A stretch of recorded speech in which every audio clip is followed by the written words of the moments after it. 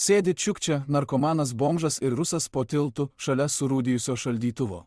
Čiukčia kandžioja sušalusį lašinių gabalą, narkomanas lupa pleistrą nuo kaktos ir sako: Na nahui, vakar kalbėjau su Dievu. Sakė, tu per daug durnas, net pragare tau nėra vietos. Čiukčia purto galvą. Tavim Dievas kalbėjo? Man vakar Meška sakė, kad aš jos žmonos meilužis ir kad dabar ieško manęs su kirviu. Tuo metu rusas atsikelia iš kartoninės dėžės, visas kruvinas, susiuvinėtas, rėkia: Blet, kur mano degtinė? Aš sapnavau, kad Putinas vogė ją su trumpo pagalba. Narkomanas pasikasė barzdą. Tu ją išgėrei ir suėdei butelį. Dabar tavo šiknas spinduliuoja.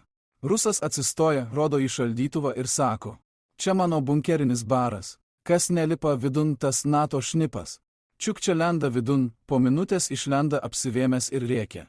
Ten viduj buvo gyva višta ir senis su vėliava sako, jis ten gyvena nuo 1990 metų. Narkomanas žiūri į dangų ir burpteli: Ar aš sapnuoju, ar čia tik Lietuva po krizės?